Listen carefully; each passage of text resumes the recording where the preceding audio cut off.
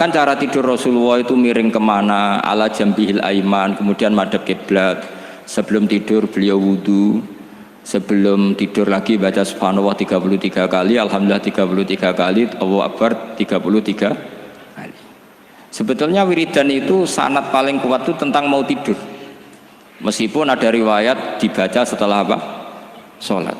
Jadi makanya kita al-jam'u baina riwayaten, habis sholat ya baca itu, mau tidur ya baca itu. Nah, sebetulnya habis sholat sama mau tidur tuh ngeri mau tidur, karena ini kan pemanasan mati, pelatihan mati, karena satu kondisi yang Anda sudah tidak bisa ikhtiar. Tapi kayak apa Rasulullah? Justru kita kondisi yang nggak bisa ikhtiar itu pesannya Nabi apa? Kamu baca ini, in mutta kata Nabi, ada yang baca in mitta. Kalau mau berpikir potensi paling ngeri, bahaya paling ngeri adalah orang mau tidur, karena di situ kita tidak bisa apa-apa. Cara musuhmu mangkel bekku ya karek nyembelih, cara bojomu mangkel bekku ya karek ngobong, kok ini TV ini. Anda usah merasa tidak akan mengalami itu, ya insya Allah enggak itu. Tapi dengan melihat di TV semua potensi itu ada. Untuk kowe turu ning kendaraan tangi-tangis ning akhirat. Terus takoki, Gusti kalau mau teng akhirat mau kecelakaan. Nah, justru mau tidur itu Nabi itu unik, kelihatan bahwa ada nubuah, ada kenabian yang luar biasa. Kalau mau tidur itu ada nubuah, ada kenabian yang luar biasa. Kalau mau tidur itu ada wiridannya. Saya termasuk orang yang fanatik baca wiridan sebelum tidur. Jadi jangan kira kalau Selasa sholat jarang wiridan, tidak punya wiridan di tempat lain, itu sangat suudzon yang menyakiti. Saya punya cara sendiri untuk ingat Allah, itu terutama mau tidur. Sampai istri saya itu protes, Gus nak bersolat tahu mau nyekel tasbih api tidur. Saya itu punya tasbih lupa jumlahnya semuanya di kamar tidur. Ini sekaligus ijazah entah pamer kebaikan tidak tahu saya, pokoknya sudahlah husnudzon saja. Suudzonu iblis.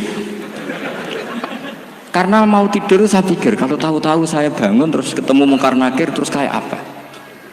Sehingga Rasulullah itu ngajari kita luar biasa. Bismika wadu'tu jambi wa bismika arfa'u. Kalau mau tidur doa populernya apa? Bismika Allahumma ahya bismika amut. Hafalnya gitu dok. Saya hafal banyak.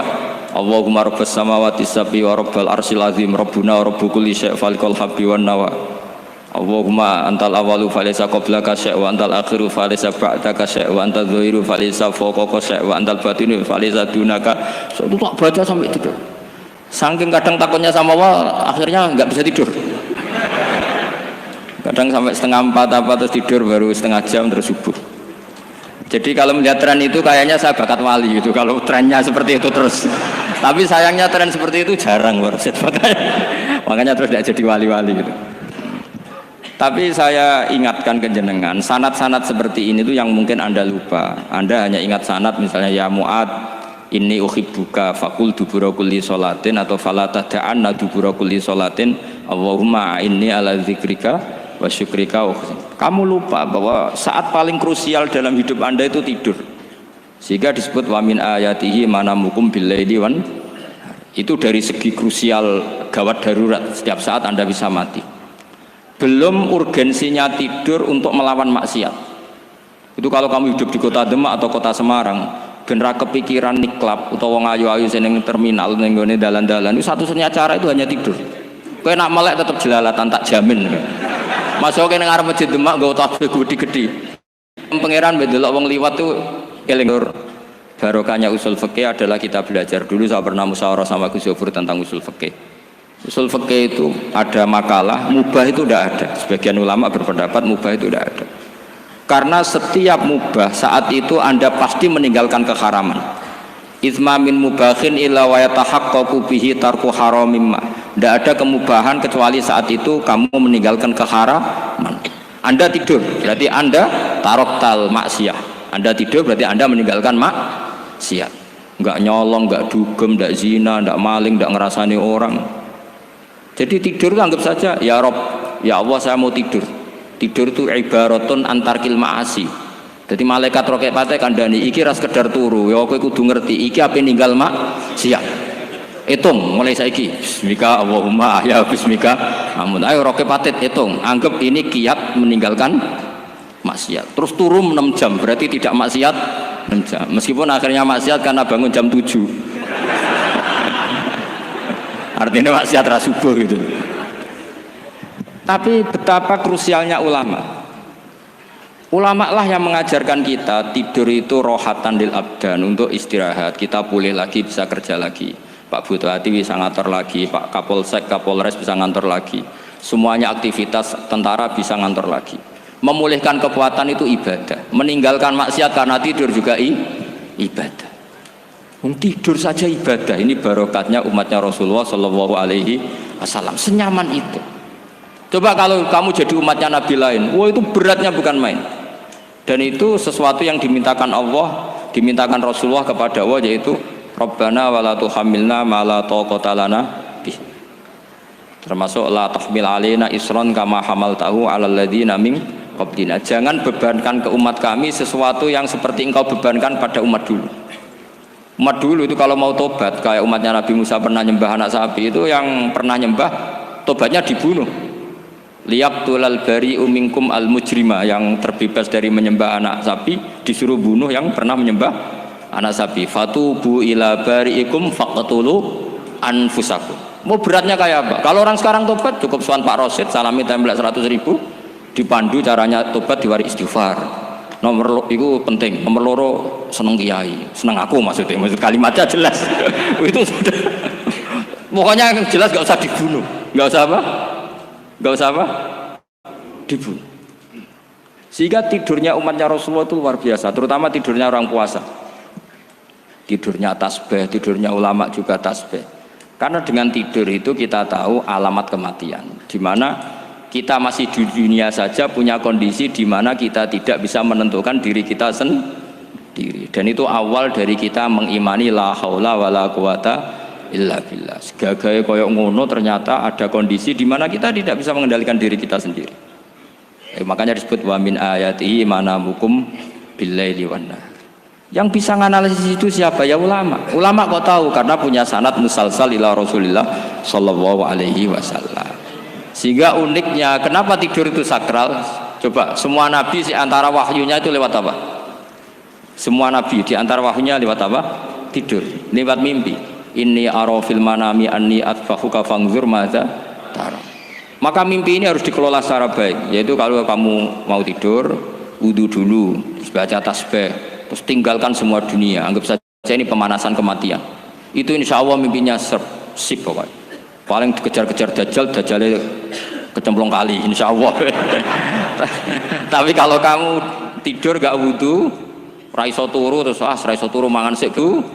Raiso turu terus raiso turu mangan sik ben wareg ben iso turu. Insyaallah dikejar dajjal kecekel. Akhirnya ngelindur gak karu-karuan karena tadi. Nah, sanad seperti itu yang punya siapa? Hanya ulama. Ada lagi satu contoh, ini sudah hampir 20 menit Pak Ustaz. Itu saya pernah ngaji Durarul Kalami Syafi'i, mutiara-mutiara ngendikan Imam Syafi'i. Itu ulama itu mesti ngendikan tuh unik. Tadi saya sudah cocokkan sama Bupati, tak tanya, Pak Bupati saya ini punya ilmu dari Bapak, mungkin pas untuk jenengan pakai. Kata Bapak, urip iku padha wae, ngadepi konco mbek musuh padha wae, malah kadang ribet konco. Dulu saya itu iskal itu janggal.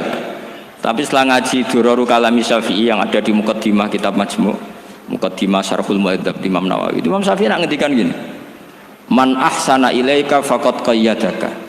Wong apiki kowe nyancang kowe. Kaya Pak Rosid itu apian mbak aku. Ngerti sarang sowan mampir, gayane apian. Jebule nyancang. Awas nak teko ning Demak. Itu faqat qayyadaka, nyancang kowe. Tapi waman asaa ilaika faqat atlaqaka. Wong sing eleki kowe iku penak bebasno kowe. Kowe tau diutangi wong kancamu ta musuhmu? Sing biasa utang kowe lho. Kanca. Kowe numpak mobil ketemu musuh enak ra usah nawani, nak ketemu kanca monggo bareng. Sing ngel-ngelo kowe kanca ta musuh? Artinya gini, kanca ya barokah nggo perjuangan, musuh ya barokah mergo ora tau utang. Jadi segampang itu ulama melihat kehidupan tuh, man ahsana ilaika faqad qayyadaka wa man asaa ilaika faqad atlaqaka. Jadi akhirnya kita hidup itu berkah terus. Di konco ya enak kados kula di konco Gus Zofur nak kula mboten saged fikih musyawarah, ra iso tasawuf musyawarah. Di konco Pak Rosid, konco rai sederhana. Pokoknya duit. Tadi kurang contoh. Kalau rai Arab kan enggak sederhana, Pak. Wajahnya mewah terus. Ekonominya juga sederhana. Saya sama Rosid sama-sama gak kaya. Jadi ada nyontohkan kan Gus Zofur sama Gus Baknya ngebis. Memang saya sering sama Gus Zofur ngebis sampai sekarang masih sen. Bukan karena miskin yang jelas itu pilihan itu. Jadi ulama itu segampang itu melihat kehidupan. Saya termasuk kiai muda yang nggak takut mati, bukan karena yakin di surga gitu, karena saya sering baca berdoa. Allahumma ya Allah, kata Rasulullah, kamu harus berdoa ya Allah, ij'alil hayata ziyadatan li fi kulli khairin wal mauta rohatan li min kulli syarrin. Mungkin sekarang kita ada zina, mungkin sekarang kita ada korupsi, mungkin sekarang kita ada maling, tapi potensi itu tetap ada. Yang bisa ngakhiri itu apa? Kematian. Maka anggap saja kematian itu rohatan li min kulli syarrin, semua mengakhiri semua keburukan. Kayak apa Rasulullah memandang kehidupan? Kalau kamu masih hidup, anggap saja ziyadatan li fi kulli khairin. Saya gara-gara hidup saudaranya kersane Pak Rosid ngaji di sini. Ikhlas Pak Rosid itu sangat ikhlas. Saudaranya senior kula dipaksa nggih gelem, diintimidasi nggih gelem. Wah itu barokah. Nanti setelah saya mau mati, saya juga akan ridho-ridho saja. Ya Allah, ini akhir dari segala potensi keburukan saya. Sehingga kiai-kiai NU, kiai-kiai alim itu ada bajingan, tukang ngemel wong kok mati. Saya iki Pak niki saya. Tanggane ra ono sing gelem muni saya. Kiai ini maksud, ayo Pak muni saya Pak. Mboten saya ini tempuh. Lah nggih saya pun mati mun mboten saged nakal niku. Lha jenenge rohatan li min kulli syarrin. Kalau mayit ya rohatan lahu min kulli syarrin. Kayak apa sanad kita ke Rasulullah, kabeh itu dimana jadi ibadah. Al hayat ziyadah fi kulli khairin, al maut rohatan min kulli syarrin. Kenal Pak Rosid ya ibadah, apalagi kenal Gus Zofur ibadah, kenal Bupati ibadah, konco perjuangan. Kok kenal preman ya ibadah, konco latihan dakwah, anggapnya latihan ngelola rehab. Kenal polisi ibadah, jaga stabilitas nasional. Kenal ABRI ibadah, jaga NKRI. Kenal orang nakal ibadah, dianggap pembinaan. Semua itu ibadah. Kayak apa ajaran agama ini? Semuanya baik-baik saja, tergantung niat. Tapi sanad ini siapa yang punya? Hanya ulama. Nah ulama itu siapa? Ya orang yang kamu ketemu. Dalam konteks ini Mbah Mun ngajari kita macam-macam. Mbah Mun ketemu orang siapa saja hormat. Saya kemarin bikin makalah untuk beliau, termasuk saya cerita dari riwayat Rasul akli ba'dal iman billah at-tawaddud ilan nas wastina'ul ma'ruf ila kulli barrin wa fajirin. Inti iman setelah akal menentukan kita iman kepada Allah, akal setelah mengantarkan logika iman kepada Allah, akal itu kita gunakan at-tawaddud ilan nas supaya kita bersikap simpatik dan melakukan kebaikan kepada siapa saja. Karena barokahnya kita simpatik nak ngandani wong nggih gampang. Misalnya kita di kiai alim sundul langit sampean mbek tonggo modit ketemu wong berengut sing ape ngandel iku sapa, sementara sing preman ayo ngopi nggonku sik tenang ae, sing kiai ini orang begawean gak ana kopi kowe. Akhirnya sing preman sakhok di pengaruh, sing kiai ini bakhil gak duwe pengaruh.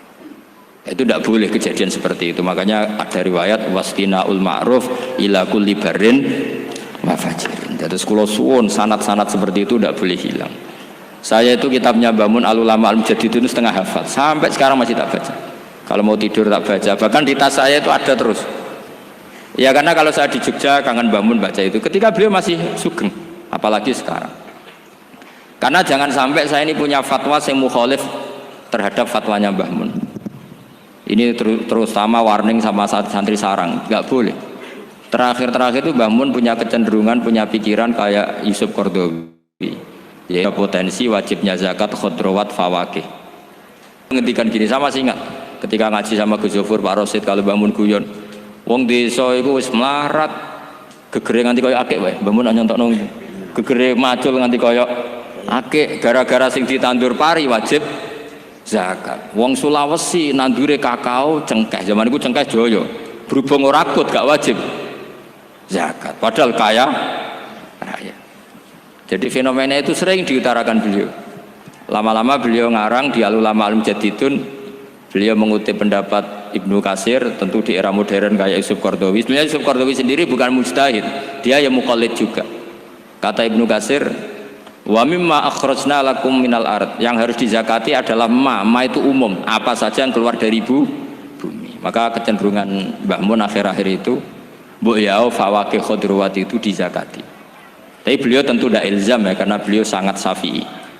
Tapi ini kan saran yang baik lah menurut saya. Apa susahnya sih dadi wong lomo gitu loh.